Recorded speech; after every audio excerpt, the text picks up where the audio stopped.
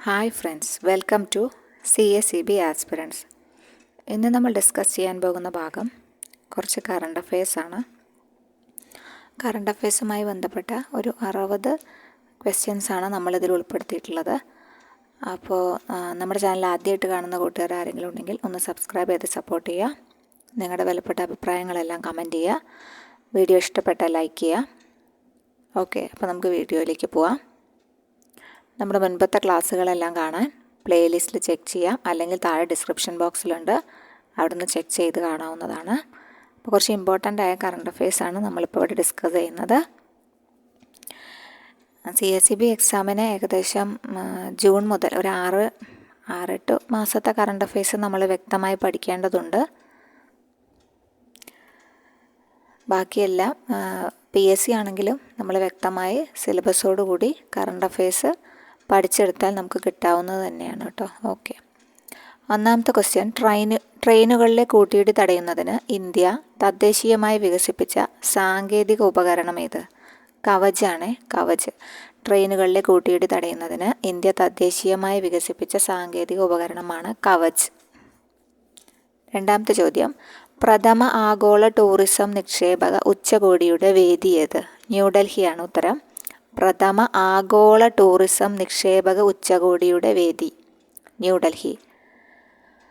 ആഭ്യന്തര സംഘർഷം രൂക്ഷമായ സുഡാനിൽ നിന്നും ഇന്ത്യക്കാരെ നാട്ടിലെത്തിക്കുന്നതിനുള്ള കേന്ദ്ര സർക്കാരിൻ്റെ ദൗത്യം അറിയപ്പെടുന്നത് ഓപ്പറേഷൻ കാവേരി എന്ന പേരിലാണ്. ആഭ്യന്തര സംഘർഷം രൂക്ഷമായ സുഡാനിൽ നിന്നും ഇന്ത്യക്കാരെ നാട്ടിലെത്തിക്കുന്നതിനുള്ള കേന്ദ്ര സർക്കാരിൻ്റെ ദൗത്യം അറിയപ്പെടുന്നത് ഓപ്പറേഷൻ കാവേരി. ഇന്ത്യയിൽ ആദ്യമായി വെള്ളത്തിനടിയിലെ തുരങ്കത്തിലൂടെ മെട്രോ ട്രെയിൽ സർവീസ് പരീക്ഷണ ഓട്ടം നടത്തിയത് കൊൽക്കത്തയിലാണ്. ഇന്ത്യയിൽ ആദ്യമായി വെള്ളത്തിനടിയിലെ തുരങ്കത്തിലൂടെ മെട്രോ ട്രെയിൽ സർവീസ് പരീക്ഷണ ഓട്ടം നടത്തിയത് കൊൽക്കത്തയിലാണ്. 33ാമത് ഒളിമ്പിക്സിൻ്റെ വേദി പാരീസാണ്. 33ാമത് ഒളിമ്പിക്സിൻ്റെ വേദി പാരീസ്. ഒളിമ്പിക്സ് ഉദ്ഘാടന ചടങ്ങിൽ ഇന്ത്യൻ പതാക വഹിച്ചത് PV സിന്ധു. ബാഡ്മിൻ്റൺ താരമാണ് PV സിന്ധു. ഒളിമ്പിക്സ് ഉദ്ഘാടന ചടങ്ങിൽ ഇന്ത്യൻ പതാക വഹിച്ചത് PV സിന്ധു ആണ്. ബാഡ്മിൻ്റൺ താരമാണ്.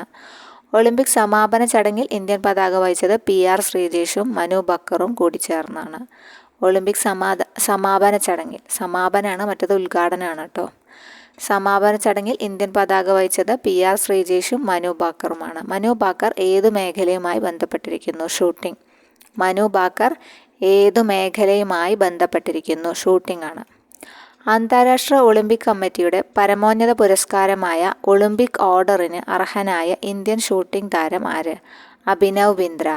അന്താരാഷ്ട്ര ഒളിമ്പിക് കമ്മിറ്റിയുടെ പരമോന്നത പുരസ്കാരമായ ഒളിമ്പിക് ഓർഡറിന് അർഹനായ ഇന്ത്യൻ ഷൂട്ടിംഗ് താരമാണ് അഭിനവ് ബിന്ദ്ര.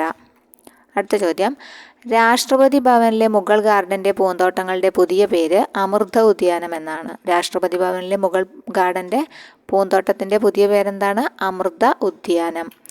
2024 പാരീസ് ഒളിമ്പിക്സിൽ പങ്കെടുത്ത ഇന്ത്യൻ താരങ്ങളുടെ എണ്ണം 117 2024 പാരീസ് ഒളിമ്പിക്സിൽ പങ്കെടുത്ത ഇന്ത്യൻ താരങ്ങളുടെ എണ്ണം 117. അതുപോലെ തന്നെ അതിലെ മലയാളികളുടെ എണ്ണം നോക്കണം. 117 ഓർത്താൽ കിട്ടും, 7 കേട്ടോ. 7 മലയാളികളാണ് പാരീസ് ഒളിമ്പിക്സിൽ പങ്കെടുത്തത്. 2024 പാരീസ് ഒളിമ്പിക്സിൽ പങ്കെടുത്ത മലയാളികളുടെ എണ്ണം 7. 15ാമത് ബ്രിക്സ് ഉച്ചകോടിയുടെ വേദി ഡർബനാണ്. 15ാമത് ബ്രിക്സ് ഉച്ചകോടിയുടെ വേദി ഡർബനാണ്.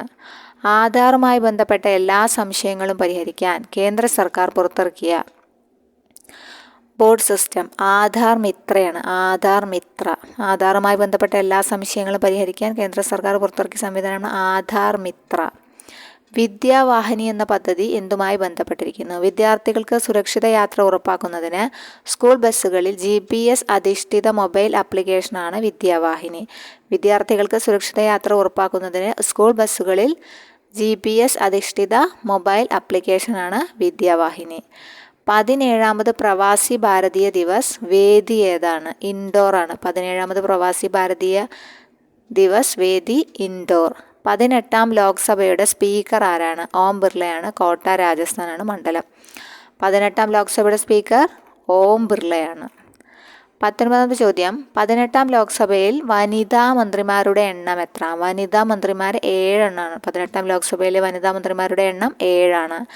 2024 100-ാം വാർഷികം ആഘോഷിച്ച കേരളത്തിലെ പ്രധാന നവോത്ഥാന പത്രമേത്? അൽ അമീൻ. ഇത് ഇമ്പോർട്ടൻ്റ് ആണ്, ഓർത്തിരിക്കണം.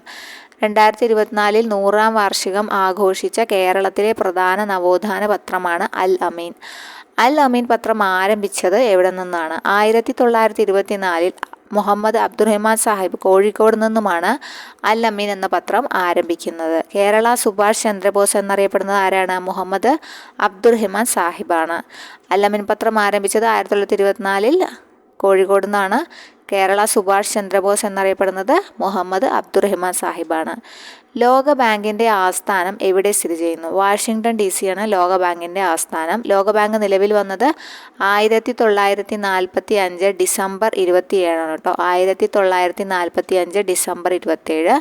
ലോകബാങ്കിൻ്റെ ഇപ്പോഴത്തെ പ്രസിഡന്റ് അജയ് ബംഗയാണ്. അജയ് ബംഗ ഇന്ത്യൻ വംശജനാണ്. ലോകബാങ്കിൻ്റെ ഇപ്പോഴത്തെ പ്രസിഡന്റ് അജയ് ബംഗ. അടുത്ത ചോദ്യം, ഗംഗാവലി പുഴ എവിടെ ആണ് സ്ഥിതി ചെയ്യുന്നത്? കർണാടകയിലാണ്. അപ്പോൾ ശിരൂർ അപകടവുമായി ബന്ധപ്പെട്ടുള്ള വാർത്തയിലൊക്കെ ഉണ്ടായിരുന്ന പുഴയാണ് ഗംഗാവലി പുഴ. അപ്പോൾ ഓർത്തിരിക്കുക.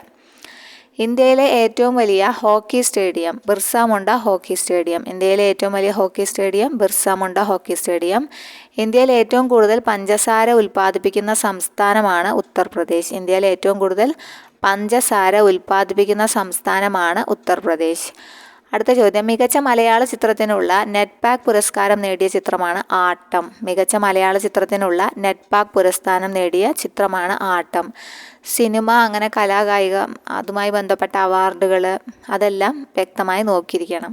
മികച്ച മലയാള ചിത്രത്തിനുള്ള നെറ്റ്പാക് പുരസ്കാരം നേടിയത് ആട്ടം. സംസ്ഥാനത്തെ 5 വയസ്സ് വരെയുള്ള കുട്ടികൾക്കും ഗർഭിണികൾക്കുമുള്ള പ്രതിരോധ കുത്തിവയ്പ്പ് നടപ്പിലാക്കുന്ന പദ്ധതിയാണ് മിഷൻ ഇന്ദ്രധനുഷ്. മിഷൻ ഇന്ദ്രധനുഷ് എന്താണ്?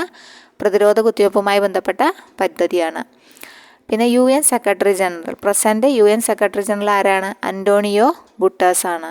യുണൈറ്റഡ് നാഷൻസ് ഓർഗനൈസേഷൻ്റെ ആസ്ഥാനം എവിടെയാണ്? ന്യൂയോർക്കാണ്. യുണൈറ്റഡ് നാഷൻസ് ഓർഗനൈസേഷൻ്റെ ആസ്ഥാനം ന്യൂയോർക്കാണ്. ഐക്യരാഷ്ട്ര സംഘടനയിൽ 193-ാമതായി മെമ്പർഷിപ്പ് നേടിയ രാജ്യമാണ് ദക്ഷിണ സുഡാൻ. 193 രാജ്യങ്ങളാണുള്ളത്. അപ്പോൾ അവസാനമായി ചേർന്നതാണ് ദക്ഷിണ സുഡാൻ. 2024 എഴുത്തച്ഛൻ പുരസ്കാര ജേതാവ് ആരാണ്? NS മാധവൻ. അത് ഇമ്പോർട്ടൻ്റ് ആണ്. 2024 എഴുത്തച്ഛൻ പുരസ്കാര ജേതാവ് NS മാധവൻ. ലോകത്തെ ഏറ്റവും ശക്തമായ മിസൈലായ ഹൊസോങ് 19 വിക്ഷേപിച്ച പരീക്ഷിച്ച രാജ്യം ഏതാണ്? വിജയകരമായി പരീക്ഷിച്ച രാജ്യം ഉത്തര കൊറിയയാണ്. ഹൊസോങ് 19 ഉത്തര കൊറിയ. ഓക്കെ. UN ഹാബിറ്റേറ്റിൻ്റെ സുസ്ഥിര വികസന നഗരത്തിനുള്ള ഷാങ്ഹായ് പുരസ്കാരം നേടിയത് ഏതാണ്? അടുത്തിടെയാണ് ലഭിച്ചത്. തിരുവനന്തപുരം കോർപ്പറേഷനാണ്. അതൊന്ന് ഓർത്തിരിക്കുക.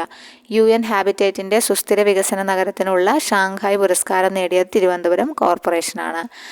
ഇതും ഇമ്പോർട്ടൻ്റ് ആണ്. 2024 കേരളശ്രീ പുരസ്കാരം ലഭിച്ച കായിക താരം ഏതാണ്? സഞ്ജു സാംസൺ ആണ്. 2024 കേരളശ്രീ പുരസ്കാരം ലഭിച്ചത് ആരാണ്? കായിക താരം സഞ്ജുവിനാണ് കായികവുമായി ബന്ധപ്പെട്ടുള്ളത്.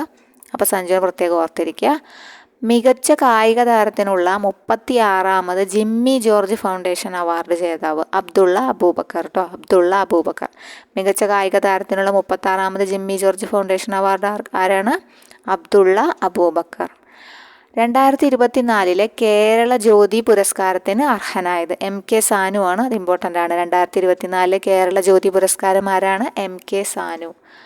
അടുത്തത്, ഫത്ത 2 എന്ന ഹൈപ്പർസോണിക് ബാലിസ്റ്റിക് മിസൈൽ വികസിപ്പിച്ച രാജ്യം ഇറാനാണ് കേട്ടോ. ഫത്ത 2 ഇറാൻ.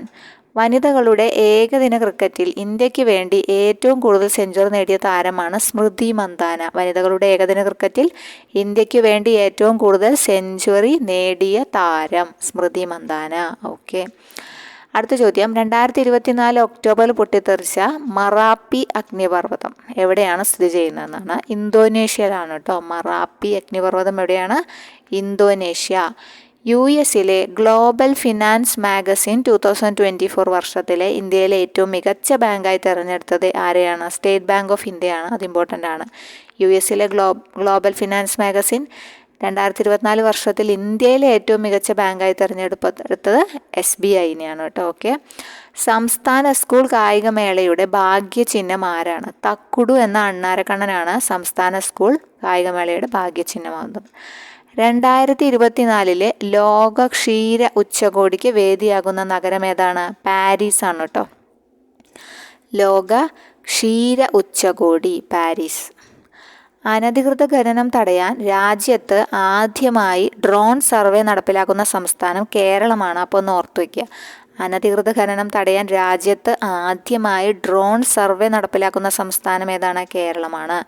ദാമ്പത്യത്തിലെ സ്വകാര്യത മൗലിക അവകാശമാണെന്ന് അടുത്തിടെ വിധി പുറപ്പെടുവിച്ച ഹൈക്കോടതി മദ്രാസ് ഹൈക്കോടതിയാണ്. ദാമ്പത്യത്തിലെ സ്വകാര്യത മൗലിക അവകാശമാണെന്ന് അടുത്തിടെ വിധി പ്രഖ്യാപിച്ചത് മദ്രാസ് ഹൈക്കോടതിയാണെന്ന് ഓർത്തു വയ്ക്കുക. ബോട്സ്വാനയുടെ പ്രസിഡന്റായി തിരഞ്ഞെടുക്കപ്പെട്ടത് ഡുമാ ബോക്കോ. ഡുമാ ബോക്കോ ആണ് ബോട്സ്വാന. ബോക്കോ ആണ് ബോട്സ്വാനയുടെ പുതിയ പ്രസിഡന്റ് കേട്ടോ. കുടുംബശ്രീയുടെ സേവനങ്ങൾ സ്മാർട്ട് ഫോണിൽ ലഭ്യമാക്കാനുള്ള ആപ്പ് ഏത്? പോക്കറ്റ് മാർട്ട് ആപ്പാണ്. അത് ഓർത്തു വയ്ക്കണം. പോക്കറ്റ് മാർട്ട് ആപ്പ് ആരുമായി ബന്ധപ്പെട്ടിരിക്കുന്നു? കുടുംബശ്രീയുടെ സേവനങ്ങൾ സ്മാർട്ട് ഫോണിൽ ലഭ്യമാക്കാനുള്ള ആപ്പ്. ഓക്കെ. പ്രഥമ ഖോ വേൾഡ് കപ്പിന് വേദിയാകുന്നത് ന്യൂഡൽഹിയാണ്. പ്രഥമ ഖോ വേൾഡ് കപ്പിന് വേദിയാകുന്നത് ന്യൂഡൽഹിയാണ്. 15ാമത് ഇന്ത്യ US സംയുക്ത വജ്രപ്രഹാർ അഭ്യാസത്തിൻ്റെ വേദിയാകുന്നത് USA-ലാണ്. 15ാമത് ഇന്ത്യ US സംയുക്ത വജ്രപ്രഹാർ അഭ്യാസത്തിൻ്റെ വേദി. ഇന്ത്യയിലെ നിലവിലെ പ്രതിരോധ സെക്രട്ടറി രാജേഷ് കുമാർ സിംഗ് ആണ്. ഓക്കെ, രാജേഷ് കുമാർ സിംഗ് ആണ് ഇന്ത്യയിലെ നിലവിലെ പ്രതിരോധ സെക്രട്ടറി. 2024 രാജാ രവിവർമ്മ സമ്മാൻ ലഭിച്ചത് മുരളി ചീരോത്തിനാണ്.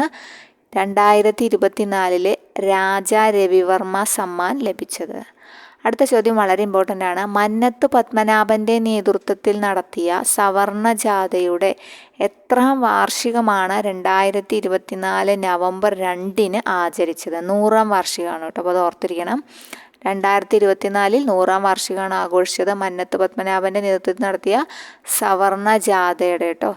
അടുത്തത് അമേരിക്കയുടെ 47ാമത്തെ പ്രസിഡന്റ് ഡൊണാൾഡ് ട്രംപാണ്. അതൊന്ന് ഓർത്തിരിക്കണം. അമേരിക്കയുടെ വൈസ് പ്രസിഡന്റ് JD വാൻസ് ആണ് കേട്ടോ. JD വാൻസ് ആണ്. ഡൊണാൾഡ് ട്രംപിനെയും JD വാൻസിനെയും ഓർത്തിരിക്കുക. വിദ്യാലക്ഷ്മി പദ്ധതി എന്തുമായി ബന്ധപ്പെട്ടിരിക്കുന്നു? ഉന്നത വിദ്യാഭ്യാസ സ്ഥാപനങ്ങളിൽ പ്രവേശനം നേടുന്നവർക്ക് വിദ്യാഭ്യാസ വായ്പ ലഭ്യമാക്കുന്നതിനുള്ള കേന്ദ്ര സർക്കാരിൻ്റെ പദ്ധതിയാണ് വിദ്യാലക്ഷ്മി. വിദ്യാലക്ഷ്മി പദ്ധതി എന്തുമായി ബന്ധപ്പെട്ടിരിക്കുന്നു? ഉന്നത വിദ്യാഭ്യാസ സ്ഥാപനങ്ങളിൽ പ്രവേശനം നേടുന്നവർക്ക് വിദ്യാഭ്യാസ വായ്പ ലഭ്യമാക്കുന്നതിനുള്ള കേന്ദ്ര സർക്കാരിൻ്റെ വായ്പാ പദ്ധതി.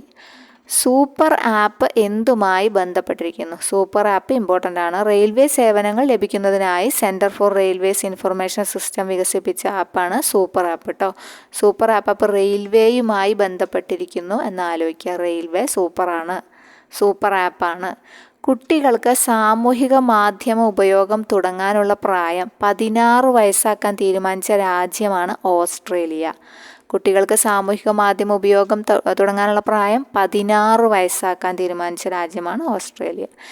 ദേശീയ ജുഡീഷ്യൽ മ്യൂസിയം നിലവിൽ വരുന്നത് എവിടെയാണ്? ന്യൂഡൽഹിയിലാണ് ദേശീയ ജുഡീഷ്യൽ മ്യൂസിയം നിലവിൽ വരുന്നത്. അപ്പോൾ ഇത്രയാണ് ഇന്നെടുത്ത 60 കറണ്ട് അഫയേഴ്സിൻ്റെ ക്വസ്റ്റ്യൻസ് വരുന്നത്. അപ്പോൾ ഇതൊക്കെ ഒന്ന് ഓർത്ത് കേട്ടിട്ട് നോട്ട് എഴുതി വയ്ക്കുക കേട്ടോ. അല്ലെങ്കിൽ കേട്ട് നിങ്ങൾ മനസ്സിൽ ഹൃദിസ്ഥമാക്കുക. അപ്പോൾ നമുക്ക് അടുത്ത ഒരു നല്ല വീഡിയോ ആയിട്ട് കാണാം. Okay, thank you.